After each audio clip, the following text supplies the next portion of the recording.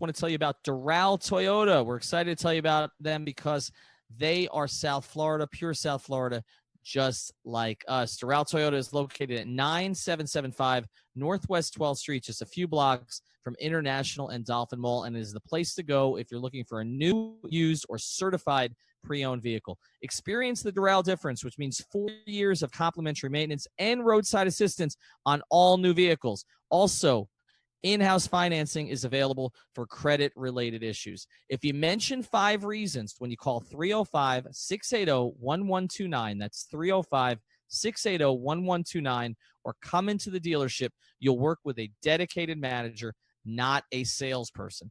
Unlike other dealers, Doral Toyota prides itself on an honest and transparent buying process. That's Doral Toyota, DoralToyota.com, or stop in at 9775 Northwest 12th Street. Vamos, let's go.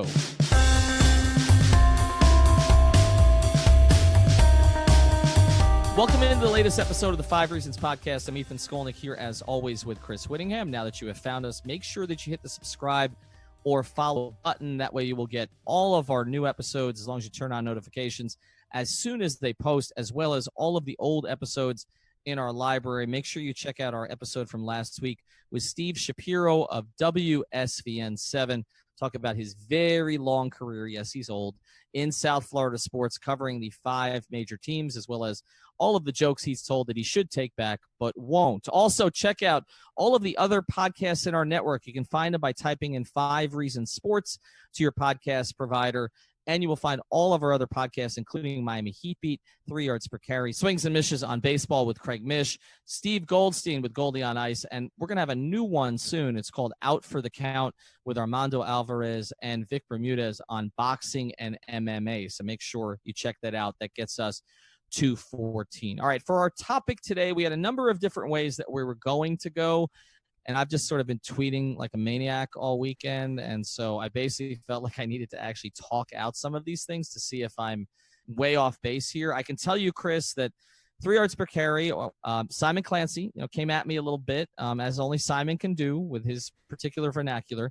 Came at me a little bit because he's like, is it now a network position that we're going after Adam Gase? And I said, no, you're welcome to go after whoever you want, or not go after, or go after me if you'd like to. And so I don't speak for everybody in the network. I know sometimes it seems that way, but I don't speak for everybody in the network on this. But Chris, look, I've basically just started to raise some questions here. I'm not calling for a firing or anything like that, but based on my experience covering this team when I was around other coaches, I'm starting to raise some questions because the numbers are not good. So are you ready for some of these, Chris? I'm going to go through some stats. Yeah, let's do it. One of the things I hear a lot when it comes to the Dolphins is, well, it's really not that bad on offense, and Adam Gase is a quarterback whisperer, and he'll figure it out. Okay, the Kansas City Chiefs did not score on their first drive today. They scored 30 points against Denver, but they did not score on their first drive today. Relatively tame offensive performance from them today. Very weak for them, right, very weak. If the Dolphins did that like twice in a month, we'd have a ticker tape parade, but weak for the Chiefs. Okay, they scored 30 points today, but did not score on their opening drive. But in their last 11 games, they've scored 54 points on their opening drives. Now, you're going to say, oh, well, they have Patrick Mahomes. These include Patrick Mahomes' first 9 starts of his NFL career. Okay, so you're breaking in a new quarterback. I don't care how talented he is. He's still a new quarterback. And Andy Reid went and found him. Like, he traded from the back end of the first round up to 10 in a year in which they didn't need to take a quarterback because they just made the playoffs. They have a quarterback who's taken them to the playoffs, and they went and got one anyway. And, like, you compare that to Ryan Tannehill, who has never made the playoffs as a starter. That's unfair on his 2016 because he was on his way to taking the Dolphins to the playoffs. But he's never taken the Dolphins to the playoffs, and yet they still find him to be untouchable, whereas Andy Reid went and found this guy. So credit to the Chiefs, and I think it's still, like, I don't think you can throw him away like he's some sort of cheat code because they went and found him when no one else in the top 9, when everyone in the top 9 presumably wanted quarterback, didn't take him. The only player at any position in professional sports who's had less competition over the past 6 years for his spot has been LeBron James. Okay, compared to Ryan Tannehill. Okay? I mean, everybody else, okay? I mean, even Steph Curry at one point, it was, hey, should Monte Ellis be getting most of the shots on this team? Right. Okay, Ryan Tannehill is never questioned. Kevin Durant started his career as a shooting guard. Right. Had to move, right? I can't remember who he had to move for now that I look back. I'm going to go back and look at those Sonics teams. Yeah, take a look at the first Sonics team, but somebody moved Kevin Durant to the 2 spot at 6'11". All right. It was PJ Carlissimo who was the coach, and right. and he's not a fan, but yeah, I'm going to find this. Yes. All right. So find that. But while we're doing this, I'm going to spit out some stats. Okay. Last 11 first drives, the Chiefs have scored 54 points. Chris, how many of the Dolphins scored in their last 11 first drives? I'm going to say 28. 0. They've scored 0. Yeah. They've been outscored 54-0 by the Chiefs on the last 11 first drives. Okay, that's just one stat. I've said that on a pod before. It's not particularly good when you're an offensive genius who has a week to prepare for a team. Okay, let's start there. Second, we mentioned that the Chiefs scored 30 points today. Not their best output, but they've now scored 26 points or more in their last 13 games. 26 or more in their last 13 games. In Adam Gase's 40 games as head coach, how many times do you think they've scored 26 points? 40 games. Not last 13, 40 games. 40 games. 13. 15. Oh, damn it, I undershot it. I'm supposed to overshoot. That's the whole point of the game is I overshoot. I failed you. My bad. All right, 15 out of 40. Andy Reid is 13 for his last 13. That's 15 out of 40 is a 267 average. That won't even get you in the top 7 in the Red Sox lineup. Okay, that's 50 as they're about to win a World Series tonight. 15 out of 40. Okay, that's another stat. I got one more for you. Adam Gase has now coached 40 games in the NFL. His record is 20-20 in those 40 games. You probably know the answer to this because I spit this one out on Twitter a couple days ago. What was Joe Philbin's record through 40 games? Was it 20-20? It was 20-20. And that came after Philbin's team dominated 3 opponents going into that 20-20. He was 17-20, but then they beat 3 teams by something like 78-27, and the last of those was 37-0 over the Chargers. So they were trending up at that point. Now, didn't end up working out so great. We know that Philbin went 3-5 the rest of that season and then was fired early into the season after. But I got another number for you. So 20-20, 20-20. You say, okay, all right, whatever. It fell apart for Philbin after. Nobody was really saying they should fire Philbin at the 40-game mark, right? It sort of happened maybe second half of that season into the offseason, and then they got rid of him after that. Joe Philbin's teams through 40 games were a plus 13 in point differential. What is Adam Gase's team through 40 games? Plus 30. Minus 174. Oh, my God. So when they lose, they get the hell beaten out of them. Minus 174. That includes being outscored on Thursday night alone in 3 games, 104-30. But minus 174. So basically through 40 games, going to do a little math for you here, they're being outscored on average by over 4 points per game. So this idea that they're a 500 team, no, Joe Philbin's teams were 500 teams through 40 games. Adam Gase's teams, not 500 in reality. Okay, yes, you are what your record says you are, said Bill Parcells, failed president, one of many failed executives here in Miami. You are what your record says you are. But they should be much worse, much worse. They're fortunate to be 4-4 this year. All of their numbers reflect a team that should actually be 2-6 at this stage.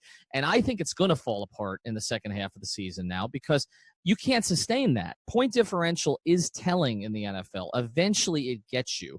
Okay. And even the year that the Dolphins made the playoffs, they were a minus. The 10-6 year, they were a big minus last year. They've been a bigger minus now. Okay. Next thing that is said, okay, by Dolphin fans who are saying, give it more time, making excuses. Okay.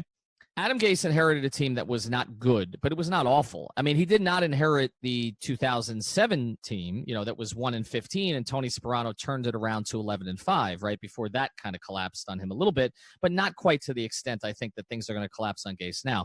But somebody made the point, oh, you should give him more time. I mean, look how long Kansas City had to turn this thing around. 2-14 the year before Andy Reid took over. Okay, 2-14. I'm going to give you some numbers of the Kansas City Chiefs since. Okay, let's go through these. 11-5, 9-7, 11-5, 12-4, 10-6, 6-1. Repeat. 11-5, 9-7, 11-5, 12-4, 10-6, 6-1. So we're saying that Adam Gase is not Andy Reid. I mean, it's not a question of not being Andy Reid. It's a question of not being in the same stratosphere. Okay, one more for you. All right, and to me, this is the killer. Okay, this is all these other stats I give you. And look, I've had no dealings with Gase. I have nothing personal against him. And I'm not saying he should be fired right now. Okay. I'm not saying that. What I'm saying is I don't understand, and we're going to get to this more as the pod goes on. I don't know why there has been this sort of benefit of the doubt that he's gotten that coaches I covered in that building did not. Okay. Dave Wannstedt, and you can say Dave inherited a better team from Jimmy. I get that, okay? Dave Wannstedt finished his career with the Dolphins at 42-31, okay? 42-31, and that included 1-8 in the last year after his running back fled for a tent in Australia, okay? He was 41, and I'm going to do the quick math here, 41-23 before that happened. And people wanted him fired. 41-23, and people wanted him fired. And I'm not saying Dave was a football savant, okay, at least on the offensive end. It's okay to punt, okay, all the rest of that stuff. Okay, I get it. Okay, I understand why people were frustrated with Dave. But 41-23, and people wanted him fired. Mm-hmm. Gase is 20-20 with a minus 174. Everybody's like, he needs more time. Okay, one more for you, all right? Everybody's going to say, well, he's got a bunch of injuries right now. He does. Okay. Albert Wilson will be the 9th player this year to go on IR. The Chiefs have 11. The Patriots have 10 entering this week's game. Okay. Now you could say, well, the Dolphins players are more important, right? Like they lost 2 starting offensive linemen. The Patriots didn't lose really core guys this year. The Chiefs have not lost core guys. Like, if you think about it, the Dolphins have lost 2 starting receivers at varying points in the year, 2 starting offensive linemen, and their starting quarterback. And right, started quarterback the last 3 weeks, although I would argue that Brock has played at a level that was pretty commensurate with where Tannehill was playing. I'd say better. Better. Okay, I'm willing to say that Brock Osweiler through 3 starts has been better than Tannehill has been this season. Well, certainly better than Tannehill was the last 2 starts, right? So I think if you looked at Ryan early in the season, I think even like you compare it to like they won the Jets game, but I don't think Tannehill was good in the Jets game. Maybe he had a good quarterback rating. Maybe he had a good quarterback rating in the game against Oakland where they got those long touchdowns, but I don't think he was particularly good in that game. I think Osweiler has been better commanding this offense. Now, I think that's an indictment of Tannehill. I don't think that means you should give the starting reins to Osweiler. Like you don't give Osweiler a starting job. You say, thank you very much for being a great backup. If you want to go start for somebody else, go ahead. If not, we'll keep you as a backup. But I'm not particularly... I'm convinced now that it's done with Tannehill. It's over. Like, even if he comes back from this injury and even plays okay, you can't go into next year with him again. Like, it's been Groundhog Day for 7 years. It's enough already.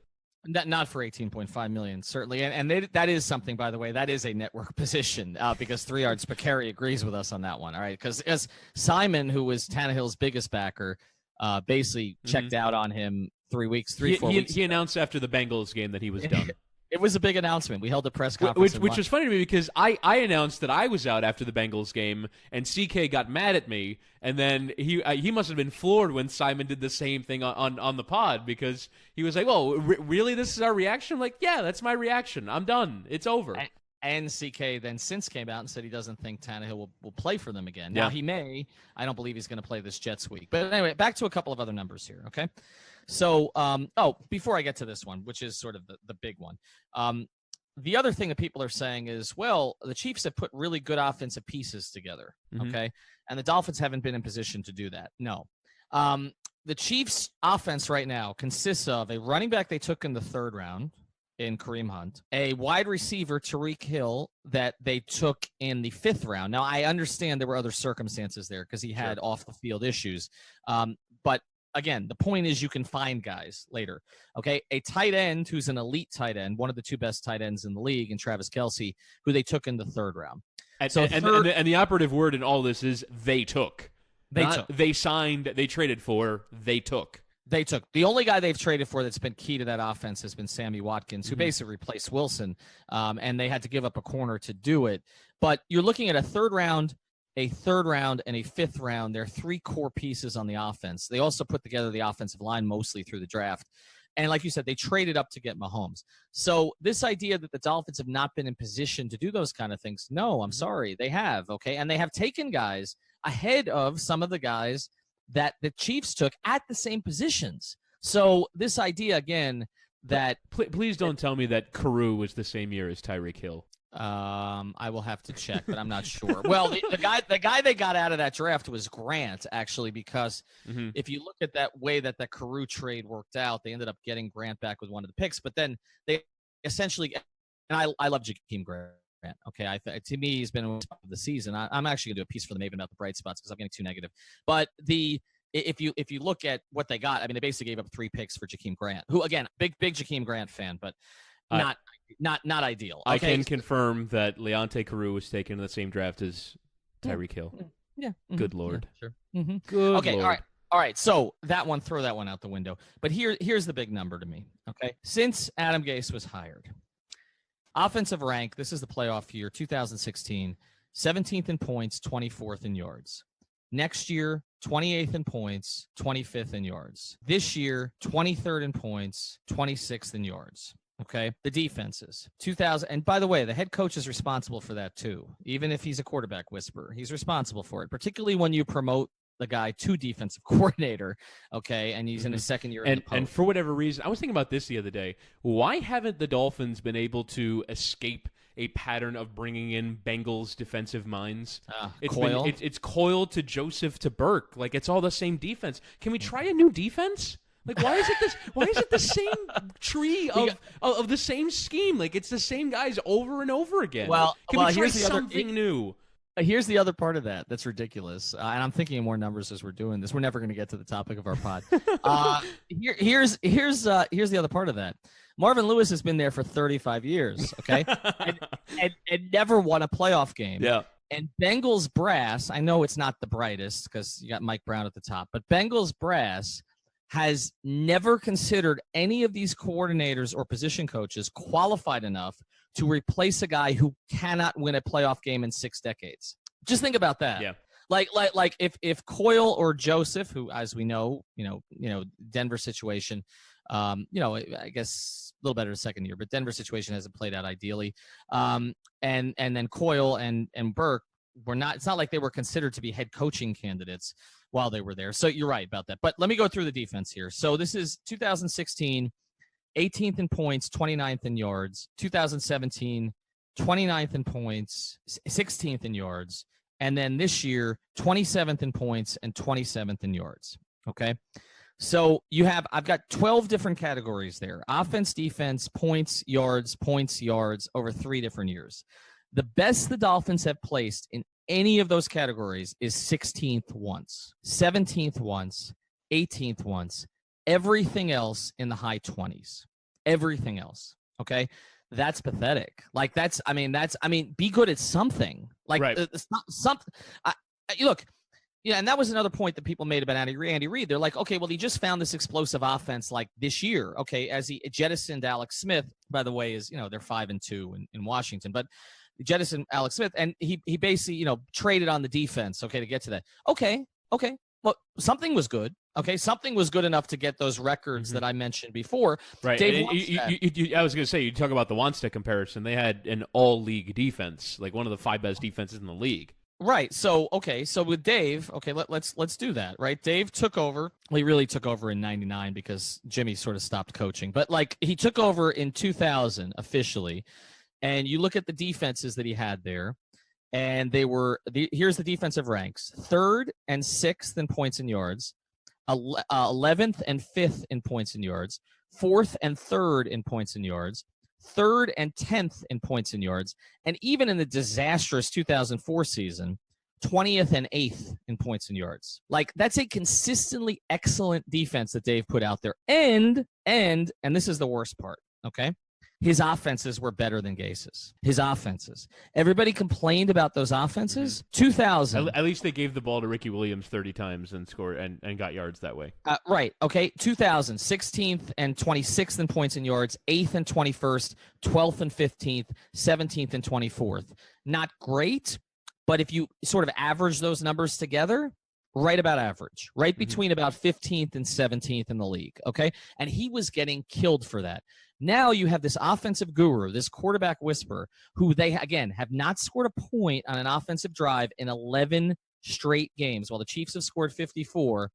And this, again, offensive guru, quarterback whisperer, 23rd and 26th, 28th and 25th, 17th and 24th. Okay? One more for you, and then we're finally going to move on. I know this is more than we anticipated doing, but I had a lot of stats to get to, okay? I anticipated doing this much. Because you've seen. I know you've been voraciously researching these things. I've been hitting this stuff hard. Okay, in between like taking my daughter to soccer and figure skating. I should just be sitting there on the side like punching into a calculator. The Dolphins have played football now for 53 years. Okay, 53 years. Where do you think this year's team ranks in point differential? 35th. Go a little deeper. 45th. Okay. You're getting closer. The 2018 and 2017 teams are the 5th and 7th worst Dolphin teams in their history in point differential. In their history. Mm-hmm. The only teams that are worse, okay? First 4 expansion years, okay? Before Shula came. So you got to go to pre-Shula to find teams that were worse in point differential. The 2007 team, which goes without saying, they were 1-15. Greg Camarillo saved them from 0-16. Okay, and that aforementioned 2014. That's it. Wow, that's it. Yeah. So was it 49th then, or 48th? Yeah, basically. Yeah. So I mean, okay. So after all this. Yes. So what is are we taking a network position on Adam Gase? No. You sort of speak for the network very often. So what is your position on Adam Gase? My position on Adam Gase is that the benefit of the doubt is gone, completely gone. And I believe what Channing Crowder said here, that I don't know why he's going to get to pick the next quarterback. To me, I think we've seen enough. I think that, look, they need a top-down rebuild. They need to do the whole thing over again. And I hate saying that. And I know, look, my friend Dave Hyde has all the way from Tannenbaum. You're saying? I think I would keep Greer, okay? Because to me the only thing that's worked, and again, not all of it, okay? There's been some high picks that have busted, but there's enough there, whether it's Minka or whether it's Xavier Howard. That and I think Gesicki has a chance, and there's enough there that I think Vincent Taylor has sort of played above his draft position. Like, it's not hopeless like it's been in some previous years. So I would look at keeping him. He's been here for a lot of things, and I don't think he's ever been blamed for a lot of the stuff that's happened by the people who've been inside the building. So I would look at that. But to me, the rest of it. Like, look, Dave Hyde's pushed back on this because I understand with Dave. Like, every time you do a new regime, it's new players, right? Mm-hmm. And it's a new style, mm-hmm. and you've got to fit people into that style, and then some players get lost in the shuffle. And it's what Adam Gase did this offseason, which is clear the house. I want to bring in my guys. Right, and he did, and look, mm-hmm. it hasn't. And I know they've had injuries, but it hasn't worked. But. So I understand. I don't like doing it, okay? Mm-hmm. But if you're going to do it, do it. Mm-hmm. And this has been the problem that, may rest in peace, Wayne Huizenga, and more recently Steve Ross have had, is that everything is freaking halfway. And it's been a pattern with the Dolphins for years and years and years and years. And I've gone through this ad infinitum. But it's go all the way back to basically they did it in '96 with Jimmy, where they cleaned house. They cleaned house with Shula for the most part. There were a couple of guys who stuck around. There were sort of staff people who stuck around, a lot of them. Harvey Green could, survive a nuclear holocaust. But there were a lot of people that were there for a while and stayed. But they also cleaned out a ton of the coaching staff and all the rest of it. Okay. But then when you go forward from there, again, the move to bring in Wannstedt in '99 to essentially coach the team because Jimmy didn't want to coach anymore.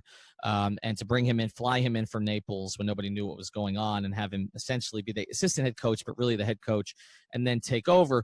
But from that point, they did this over and over, okay? Rick Spielman was brought in by Dave. Then they flipped the positions. They thought that would work, okay? Then Spielman sticks around for Saban. The two of them don't talk to each other, okay? Saban blows Spielman out. Spielman's done a pretty damn good job over the past few years in Minnesota, by the way, okay? And I was a big Rick guy, okay? Rick did not make a lot of the bad decisions that he got blamed for. That was mostly Dave, okay? But so then you blow Spielman out. He brings in Mueller. Then when Saban bolts, you don't replace Mueller. You keep him for Cam Cameron, okay? Yeah. And so then they totally clean house. The one time they did it, was '08. Okay, Wayne did it in '08, and he brought in Parcells, but Parcells wanted to, ride around on a golf cart and go watch the ponies, okay, and wasn't really committed to the whole thing the way he could have been. And I also think his whole philosophy was completely outdated. He hadn't won a playoff game in 3 eons, all right? And so he hires Ireland and Sperano. Then what happens, okay, the owner who takes over, Ross, Parcells can walk with his money because Ross comes in. Ross then goes out to try to get Harbaugh, all right, and again, doesn't end up getting him, and just basically flips the power structure where Ireland gets more power, and Ireland's on a plane, and Tony and he don't talk anymore, okay? This kind of shit's been going on forever with this organization. Dennis Hickey, another one. I thought he did a pretty decent job in that one draft. Then he's blown out, okay? Again, partial blowout for the whole team. And you do it again here with Gase and Tannenbaum. So my whole thing on this is they just so rarely, with the exception of, again, I'm going to go back to 96 and 2008, so rarely have they just said, we're going to hire one person and he's going to hire everybody else. He's going to hire everybody else, okay? Mm-hmm. And that's where we're going to go forward. And so you can't, like, there are, rumors about what Tannenbaum's status might be next year. And I know we talked about that with some of the guys, in our network too. But, like, to me, just Tannenbaum leaving and then, okay, what? Are you promoting Gase? You're bringing in someone from the outside to inherit Gase? Like, I just think – I know this is a long answer to a short question that you asked. I think that Adam Gase needs to be seriously evaluated this offseason because, to me, 174, point differential negative through 40 174, games. yeah. Correct. That means you're a bad football team. Now, you may have gotten fortunate with some games that you won, and I know some people say, well, he's really good at coaching in close games. Maybe. But these blowouts are getting embarrassing. I mean, it's luck. It's luck, right? I think it's luck. So the reality of your football team is going out on a Thursday night or a Monday night or Sunday night or some other platform and having an opportunity like they had in New England this year. Okay, like again, they have on a Thursday night against a so-so. I don't think that's a great Houston team. It's playing well, but I don't think it's a great Houston team. And getting your ass handed to you, defensively in that game. And the other thing is Gase promoted Burke, okay, and Gase was okay with the decision, I suppose. I mean, from everything we've heard, to go forward with Tannehill, not give him any competition. And a point that you've made over and over, and this applies to the Mahomes situation, is that, you look at the quarterback situation this year, they were one spot from taking Josh Rosen. Now, I know he hasn't been great shakes this year.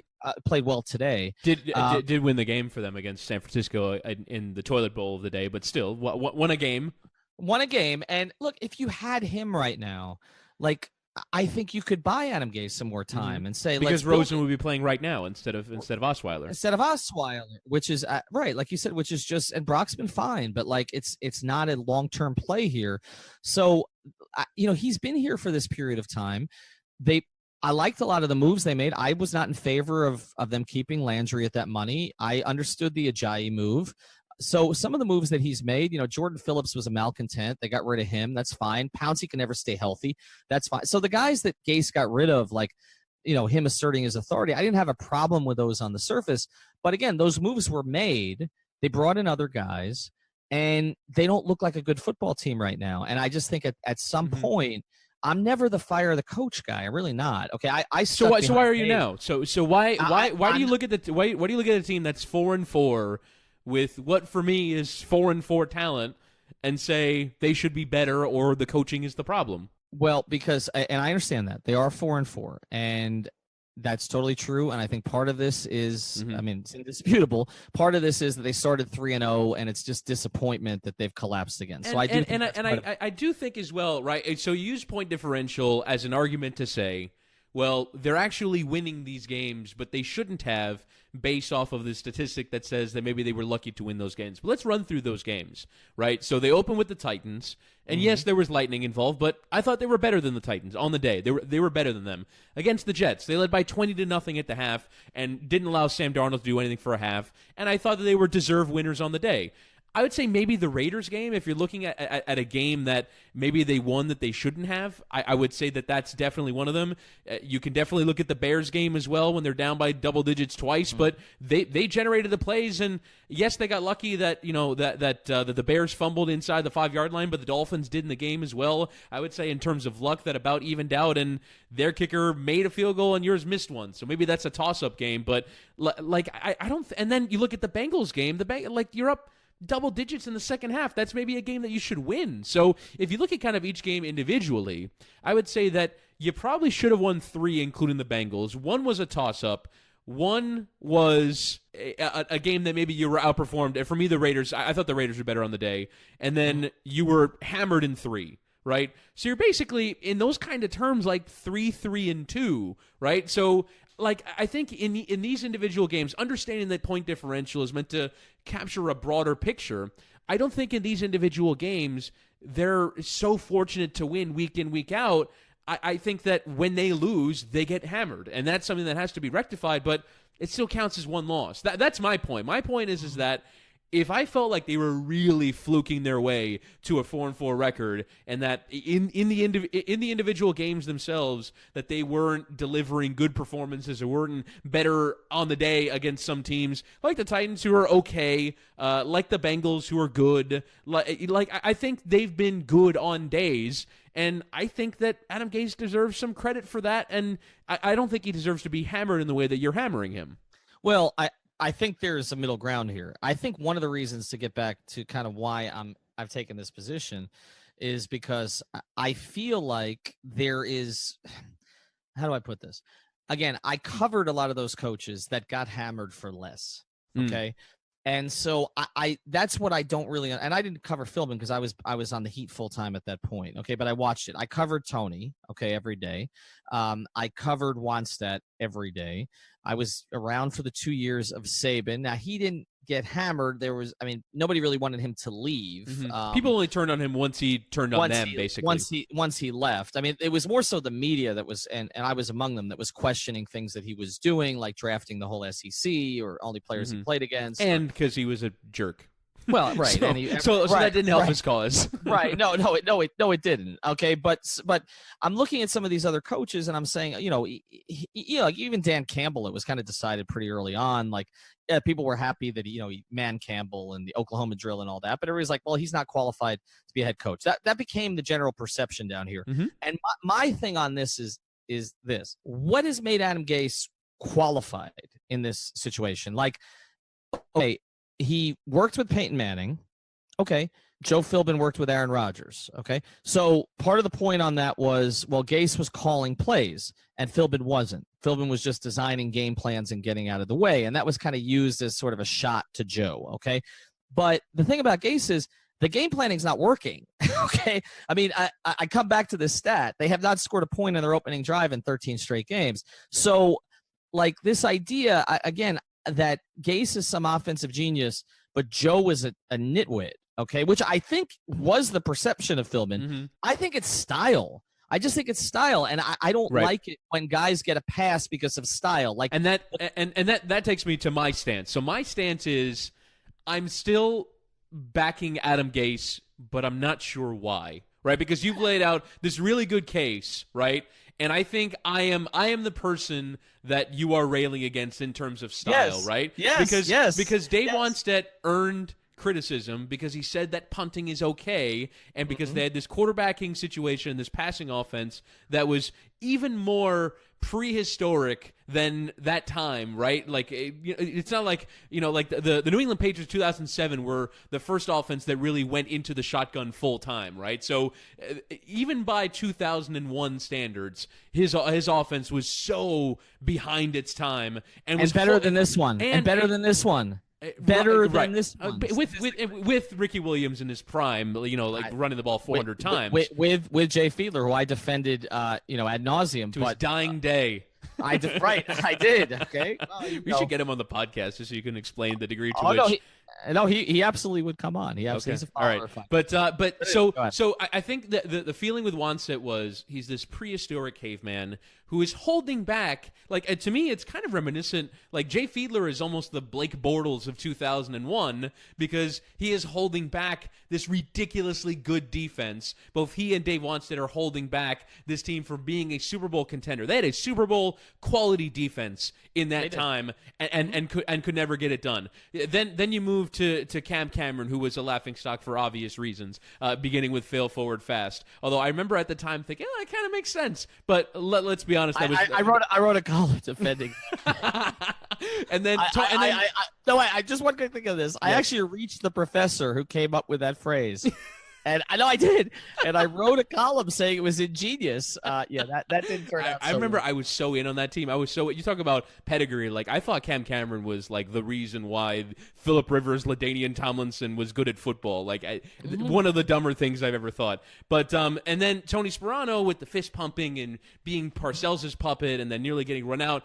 Again, I think there are perception things. Same with Philbin for being boring and for picking up paper. Right, because of Hard Knocks and then all this stuff where because he wasn't the play caller. So like there were perception things, right? There were narrative reasons why. And I don't think now you've certainly constructed a narrative based off those numbers that Adam Gase is actually bad, right? But he's not done anything from a narrative storyline point of view. He's not forget timeouts like Sperano used to. Right. He's not embarrassing himself. Like I think that's the ultimate. Now, the results, like when they lose on Thursday Night Football 42-23, that's embarrassing, but he himself is not stepping up to the podium after the game and saying anything that's like, like people are, like the worst that people are criticizing for beyond the results is like, well, why is he throwing on 4th and 1 and running on 3rd and 10, right? Like actual play calling decision things, not this guy is an embarrassment to us because... And I think the national media has a role in kind of shaping this, right? Yes. The narrative around Adam Gase when he came in was you are getting an offensive genius. You are getting young genius. A play caller, the next great coach, offensive Bill Belichick. And I think that narrative has bought him all this goodwill because Dolphins fans are kind of hoping, all right, if we get the right quarterback, if we get the right players in, then this is going to turn around because Adam Gase is actually this. And it's going to kind of smack everyone in the face. It smacks some people, including, I think, you and a few others that I see on Twitter in the face already that he's not actually what he was promised to be. But I still think there are enough people holding on to it that he's going to carry on in this job for at least another year without real pressure from either the front office or the fan base. We'll get back to the episode here in a second, but first I want to tell you about another of the great sponsors of the 5 Reasons Sports Network. And right now, Chris, if you go to betdsi.com, you will not find a line on the Dolphins-Jets game because they don't know Ryan Tannehill's status at this stage. So until that is actually known, probably won't see a line there. I would assume whether Tannehill plays or not, it's going to be pretty close to the Dolphins. I would guess, what would you say, 3.5 point favorite? I would say that's a nailed on Dolphins by 3 line. That's basically they think the two teams are even, and so give 3 points to the home team. Although I feel like there'll be a lot of Jets fans, as there have been a lot of away teams fans. So I don't even know if I buy that home field advantage. But I will say 5 Reasons Sports Network might help determine the line over at BetDSI, as it did happen with that Bears game a few weeks ago when it went from, what was it, Bears by 3 to Bears by 6 in the span of an overnight period. So that information that the 5 Reasons Sports Network is giving out can affect things over at BetDSI.com. I had a great weekend gambling at BetDSI.com. Although I will tell one story. So just to sort of highlight the breadth of bets that they offer over at BetDSI.com, I was looking at the Clasico, Real Madrid-Barcelona. Barcelona win at 5-1, and I was sitting with a friend of mine, and we were looking over, okay, how can we find value on this game? And so we were basically predicting a hammering, that Barcelona was going to hammer Real Madrid because Real Madrid had been awful for a few months. And so we went to a section that they have, which is correctly predict the score. And so I put down $1 on 3-0, 4-0, 5-0, and 6-0. And it finished 5-1. If not for that Real Madrid goal, I would have gotten 88-1 on correctly predicting that scoreline. It would have absolutely erased all my losses from the weekend. But that's just the breadth of bets that they offer over at BetDSI. It is an amazing gambling experience. Go to BetDSI.com and use the promo code REASON101 at checkout to get up to $2,500 matched. Look, it is a national media narrative, and there are certain guys that become national media darlings, and I think that's what happened with him. And I think, look, with Sean McVay, who I don't think was quite the darling that Gase was, all of that would have been true. Mm-hmm. But it has not been so far with Gase. And think about how quickly the narrative turned on John Gruden. Like he was the it hire, and then after trading Khalil Mack, he hasn't even coached a game yet, and already everyone's out on John Gruden, and everyone thought that the Raiders were going to be terrible. Now they ended up being right, but I think it's one of those things where, like, I think narrative legitimately shapes so much of this, and Adam Gase just hasn't had the narrative turn on him yet. No, he hasn't. And I tweeted about this today, just switching to NBA for a second so we get more downloads on this episode. But I tweeted about Spoelstra today because we just had another firing in the NBA of a coach who coached LeBron James, right? Ty Lue coached LeBron James, and Rohan from SI, who is on our Miami Heat beat pod a lot, tweeted this, that Eric Spoelstra is the only coach LeBron James has ever had who has had a winning record without him. And you talk about narrative.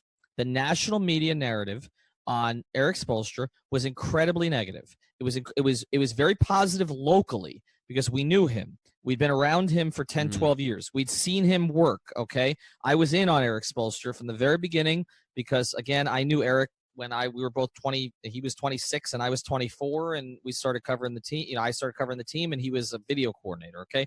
And I knew how smart he was, okay, and how diligent he was, how serious he was, and that he would be a really good coach. But the national media was out on him. Well, totally it was sort of nothing, wasn't it? Because he gets hired after the Heat go 15-67, and he gets put into a job. Frankly, when no one's paying attention, all of a sudden, when everyone starts paying attention, they see this. Who's this? It's Spoelstra. Right. What is who? And people believe that LeBron James is deserving of a coach with a bigger name and a bigger reputation than he Pat was Riley. handed. Right, exactly, right. Right. Okay, but the reality is, those of us who knew Riley and knew Spoelstra thought that Eric would be the better coach for him because of sort of the methods that Pat had as a coach wouldn't necessarily work with this kind of team. Okay, now I know Pat had coached great players before, but times had changed in the NBA. Okay, it wasn't the same as the 80s Lakers. It was a different group of players, and we also knew that Dwayne Wade didn't want to play for Pat Riley again. He wanted to play for Eric at the time, and I know it got rocky. And yet LeBron asked, "Do you have the itch? Do you ever get the itch?" Right. Well, he did. That's true. That's absolutely true. But the point on Spoelstra was, okay, that the narrative on him, and remains so even after he took the team to the finals the first year that LeBron was here, remained he's not up to the job. Okay, he's not up to the job. Right? I think that's the dumb man's narrative. I think everyone who's smart in the NBA, like Zach Lowe and Adrian Wojnarowski on a podcast recently said, or I think it was Lowe who said that a team asked Zach Lowe, "Do you think if I offered the Heat my first round pick, they'd give me Eric Spoelstra?" Like that's the degree to which he's respected around the league. Do you think that was the narrative in 2010? It was not. No question. And no. Zach is the best NBA writer in the country, the smartest NBA writer in the country. But I've never talked to Zach about it specifically. But I don't know if he had that idea at that time. With Woj and Spoelstra have the same agent. But anyway, that's a whole other story. But the reality is that that was the narrative on Spo had to be turned. It was negative or sort of nothing to start, and it had to be turned into like people like Stan Van Gundy, who we've had on the pod say this again, who thought that he was going to be a Hall of Fame coach, okay, or Greg Popovich defending him. Do you remember that first, like Phil Jackson was taking shots at Spo 2010, okay, I remember being in Orlando 2010, 2011 season, and Phil was taking these pot shots, okay, at Spo from Los Angeles, and Spo, obviously he and Stan are close, but Stan went on this 15-minute rant about Phil Jackson. I was there in Orlando, okay, defending him. Popovich defending Spo, other coaches defending Spo, even though he was not the type to sort of be close with a lot of coaches around the NBA.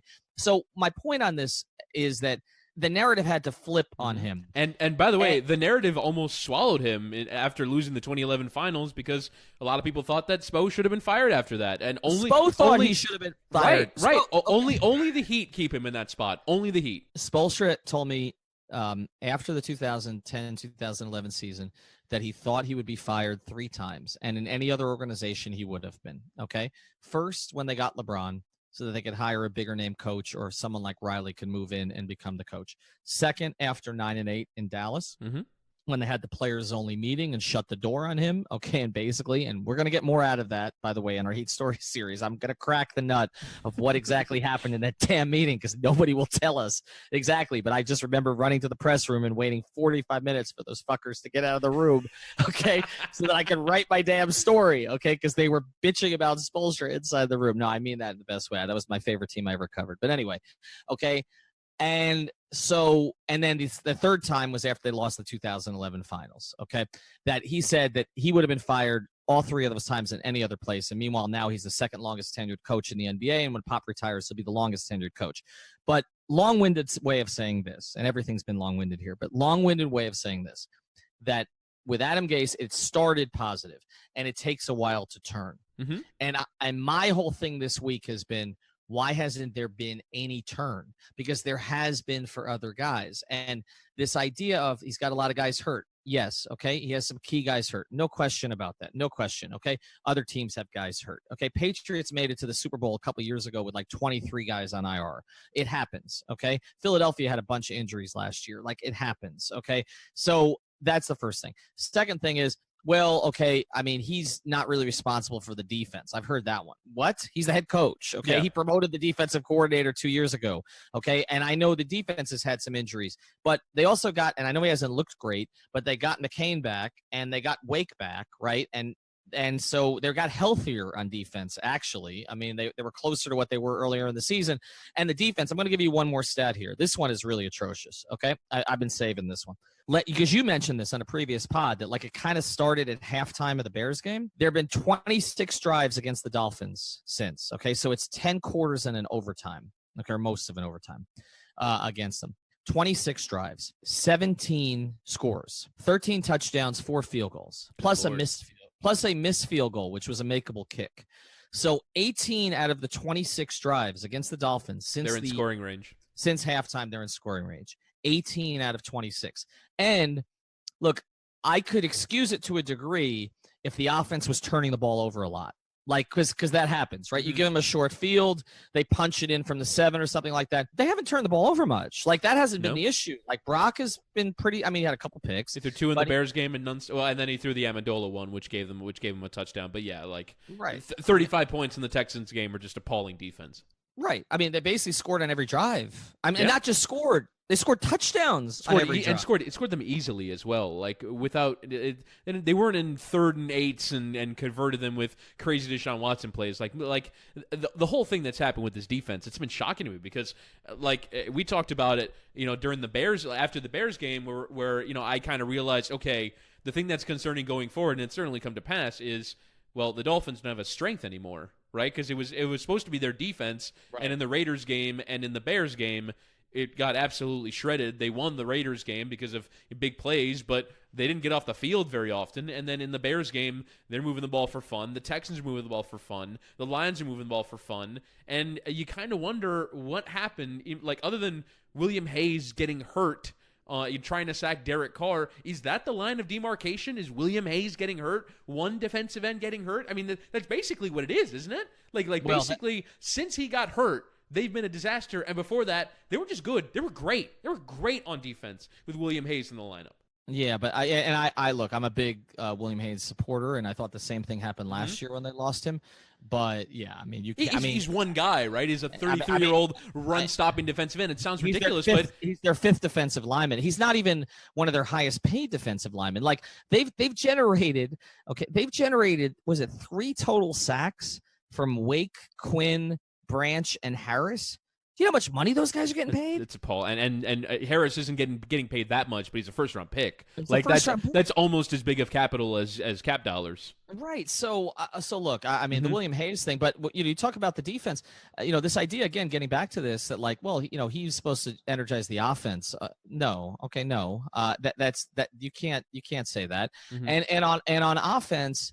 I just keep coming back to the first drives. Do you feel like they've generally been bad on offense this year? The numbers say so, right? And they were dreadful in the Patriots game, but and the Bengals game too.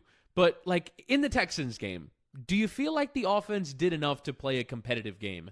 Competitive, yes, but I come back to this. They're 23rd in points and 26th in yards. Mm-hmm. One of the reasons they're 23rd in points is Jakeem Grant on special teams. Okay, but yeah, they're 26th in yards. They've got some better per play stats, right? They're 12th in the league in total team yards per play. They're 11th in the league. I don't know how many. I don't know how much this is updated with today's results, but I'm looking at TeamRankings.com.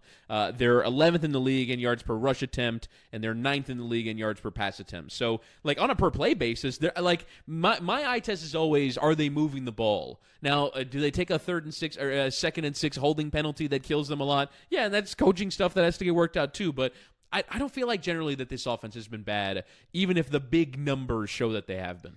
But if you're going to say that, and this is something that comes up with the Heat too, because they don't play with a ton of pace either, and so that always gets played into it. But if you're going to say that, then the defensive numbers are even worse, because if you're going to say there haven't been that many possessions, right? Yeah. Then okay, then how is the defense 27th in points and 27th in yards? What do I think happened to the defense? Here's my theory on the defense, okay, other than the fact that Matt Burke looks overmatched at this point, okay? But my theory is kind of what we talked to Channing about here on the pod, which was that eventually they were going to break. And I think the issue there is that the first 3 games of the season, the defense carried this team and to that 3-0 start. And Channing said it himself. He says, when you don't think your offense is going to score, eventually it gets to you. And their offense did not score a lot in those first 3 games. And I know you need to be stronger than that, obviously. And that's a Matt Burke problem. That's a defensive personnel problem. It's a Tannenbaum problem. It's a Greer problem. It's a lot of people's problem beyond just Gase. But what I think that's part of what happened here. And for that, Gase is responsible, because he is responsible for supercharging the offense. And I'm looking at their yardage numbers for the past 3 years since they hired him: 24th, 25th, and 26th. I mean, that's consistent. Yeah. It's not good. And now we're going to get okay, well, he didn't have a starting quarterback. All right. I don't know how Dolphin fans can have that one both ways. I just don't get it. Okay. Right. You don't want him to be the starter, and then when he's out, we don't have our starter. Right. Okay. So again, like, yes, did I think that Tannehill was better than, chain smoking Jay Cutler at the end of his career, pulled out of a broadcast booth? Yes, obviously I did. Okay. But Jay Cutler also had more productive seasons over the course of his career, including with Adam Gase, that the drop-off shouldn't have been that great, that this idea that, well, you didn't have your quarterback for all of 2017. Okay. You paid $10 million to bring this guy in. Organization could have had Kaepernick. I know the Castro stuff is unfortunate. Would have made it very difficult for him to play in Miami. But look, if Gase had pounded the table for Kaepernick, I think they probably would have signed Kaepernick. So, or somebody else. Okay, they brought in Cutler. It was right before the season. I know that's a difficult adjustment. I get all of that. But you can't make the excuse that, I mean, he wasn't playing with Brett Hundley instead of Aaron Rodgers. Okay, he was playing with Jay Cutler, who was a former first-round pick. Is Jay Cutler out of retirement that much better than Brett Hundley? I do kind of buy that. Okay, argument. but Aaron Rodgers is a hell of a lot better than Ryan Tannehill. Oh God, yeah, of course.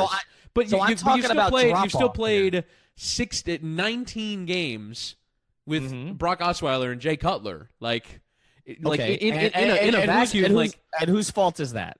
Whose fault is that? I mean, it's Ryan Tannehill's knee and shoulder, but also in terms of picking your backup quarterback, it's Adam Gase's fault. Yes, I mean, it's what he's here to do, right? By the way, in terms of per play on defense, they're 29th in total opponent yards per play. They are 30th in opponent yards per pass attempt, and they are 23rd in opponent yards per rush attempt. So per play, total, however you want to look at it, they're bad at defense. And they weren't supposed to be, and they weren't the first 3 games of the season. So why did they break? Yeah. And I come back to the offense. So I would say turnovers, because they got a lot of turnovers, and then when they don't, it looks bad. All right, so let's try to close this, okay? Because I didn't know this is where we're going to go tonight, but we did. And you asked me the question, what do I think should be done with Adam Gase? I think that these last 8 games should be thoroughly scrutinized, okay? And I think the excuses need to stop, all right? Because other teams around the league, other coaches who have greater pedigrees than him are not getting the same kind of excuses, and coaches who frankly had greater pedigrees than him didn't get the same excuses made for them here either. So to me, you're in a position now where you can't get a high enough pick to fix everything you need to fix anyway. So I do think wins and losses, even though I don't believe this is going to be a playoff team based on what the rest of the AFC looks like, even though the AFC is not great, I think that them finishing this season strong and him actually stemming the tide of it getting more and more embarrassing every week, I think is necessary at this stage. If the Dolphins close with 8 straight touchdowns on opening drives, will you be back in on Adam Gase? Let's try one. Let's get one. What would be your over under on that? 2? I'm not even saying a touchdown, man. Yeah. Get a field goal. I want to make that clear. The touchdown streak goes back longer. I think the touchdown streak is 19 games now, I believe. The field goal or touchdown streak is we're already at 11, right? Mm-hmm. So just a couple, like something that shows he's got 10 days. Okay. 10 days. He said it himself at the press conference afterwards. He said, this gives us a chance to evaluate everything, right? So short week against Houston, road game, difficult assignment, okay? He's 10 days. Whether or not Tannehill plays, I don't believe he will, but whether or not Tannehill plays, it's plenty of time to prepare for a home game against a below-average team in the Jets, okay? It's enough time, okay? For a rookie quarterback who you're seeing for a second time now. It's enough time, all right? And so if you go out again and play something like you played the last week, I think the whispers should start to get louder. And I think that if this team doesn't show some life in the second half of the season and show that they're taking to what he's trying to put in and that they're moving in the right direction and they're getting some of these, these yardage totals up and some of the other things that are not happening so far, then I think Steve Ross needs to look at the whole thing again this offseason and say, do I have the right people? I know I called this a young Don Shula. He also called Chad Henne the next Dan Marino, okay? So at some point, you've got to reevaluate that and say, all right, is this the right guy? And if I believe it is, okay, do I have the right people in the front office to work with him? Because clearly this is not working. It's just not working. And then my fear on that is that he'll half-ass it again, like Huizinga did, like Ross typically has. And I'm saying if he's going to do that, I would rather he just clean house. I would rather he bring in a new president of football operations, and I would rather that president of football operations bring in a new coach. Okay, that's where I stand on it. Gase finishes 5-3 with this group the rest of the way, has a couple scores on opening drives. I back off. I'm not calling for the firing right now, but I think it needs to be looked at seriously because it was looked at with Joe Philbin. And just to be clear, Chris, Joe Philbin's first games were better than Adam Gase's. Oh, excuse me, 3-2-1. Joe Philbin's first 40 games were better than Adam Gase's. Yeah, and I think that's a totally fair position, and I think based off of these, it's just that they take such hammerings. It's not just you lose by a touchdown, and no, it's the Lions don't punt until like they punt once for the entirety of the game. It's the Texans having 5 passing touchdowns and blocking the Dolphins off the field with the worst offensive line in football. It's not even getting anywhere close to the Patriots. Getting hammered by the Panthers on Monday night. It's getting hammered by the Ravens on Thursday night, by the Bengals on Thursday night, and by the Raiders on Sunday night. Like, it's these high-profile hammerings that when they lose in either humiliating, it's not just like a ho-hum, on the final drive, you try and go for a 2-minute and you fail to convert and you lose the game. It's these spectacular ways in which they lose, and then they don't ever beat anybody that convincingly, right? They're not winning games by 21 points, which is why the point differential is so bad.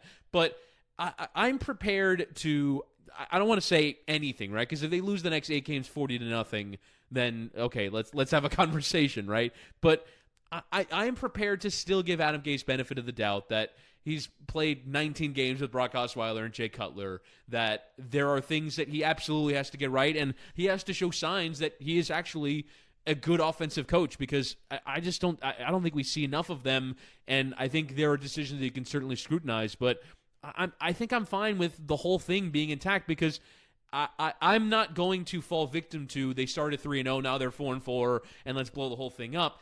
I always believed that this was a 7-9 team, and if they finish 7-9, I can't just say fire everybody, because this is what I expected. This is what I believe the talent level on this roster to be. Like, I think everyone told you that this, roster talent was a disaster. I never thought it was a disaster, but I thought it was 7-9, 8-8, and if they head towards that range, like, I don't think I really have that much of a right to get pissed off, because That's who I think they are. That's who I think they are talent-wise. And that's my thing about analyzing all of this. And you've certainly laid out a tremendous case. I think for the last 3 years they've been a 20-20 team. And I think those results about hold up. Now, the question is, and I think this is the frustration of Dolphins fans, is what gets you to a point where you are at Andy Reid level, where you are at Sean McVay level, where you are, obviously, where the Patriots have been, that's a lofty expectation, but like that 1 year to the next, which is what the Rams did, right? The Rams were 4-12 and the most dire team in football their first year in Los Angeles, and then the second year in Los Angeles, Sean McVay comes in and everything changes, right? What do the Dolphins have to do to get to there? And if it's not changing everything around Ryan Tannehill, if it's not changing the head coach, if it's not changing the defensive coordinator and defensive players, like what do you have to be in order to get to that range? And it might be going again at the quarterback position, or it might be going in at coach, but I can understand why the frustration would mount that they're not even close to where those two teams are at this stage, and they show no signs of it. That's the thing that's most disheartening, is that there's nothing on the horizon that looks, okay, if we just do this, then everything will be fixed and we'll be back in that territory. I think the lack of answers is the most frustrating part of this, both in the near term and in the long term, and I think that's why Adam Gase comes under question, because is he part of that answer? Is he part of that solution? And you certainly have plenty of evidence to back the case that he's not. And I'm willing to give him another year and certainly some wholesale changes, particularly at quarterback. This cannot be year 8 of Ryan Tannehill, or else I'm with you. But I'm not all the way out yet, and I'm not even at the stage yet where I'm really questioning his position, because this is what I expected from this team for the last few years. As a matter of fact, in 2016, I'm still saying that's exceeding expectations. And then in 2017, with Jay Cutler as your quarterback, if you said they're going 6-10, I'd be like, yeah, that sounds about right. So I would say this is conform to my expectations. And so while you'd like Adam Gase to be the reason why he rises above it, I don't think he's been a negative influence as of yet on this team. Mentioned changing everything except the owner, which I know is not something. And the quarterback, frankly. And the quarterback. But we can't call for changing the owner. I do think Steve Ross tries. I do think he tries. He's tried a number of different things. I don't agree with some stances he's taken publicly about things, or the way that he's phrased, certain things in the public eye. But I do think he tries, but it just seems like he's snake bit. And the one thing which we didn't really get into on this pod, but, again, with Mike Tannenbaum, it was kind of like, okay, how did that go in New York? Not great. Started well, and then I will say this: Tannenbaum has restrained himself from a spending perspective this time, particularly this past offseason. Yeah, better. After the Sue, I wouldn't call Sue a mistake, but I think at the position that they addressed, it didn't make a ton of sense at the time. It didn't really play out to make a ton of sense. And I think people have also accurately had to go at him for how they've managed the Tannehill contract, and I think that's totally fair criticism. Yeah, I do too. But anyway, we'll get to that on another show. But all I'm saying is, Adam Gase, to me, is on the clock a little bit. It's got to get better. Totally fair. Totally fair. Got to get better than it's been. All right, we will talk more about the Canes and everything else as we go later in the week. We had a lot to address here. Also, we'll be talking, I believe, later this week to Mark Hochman, our friend over at 560. So that should be a fun episode. We'll talk to you soon.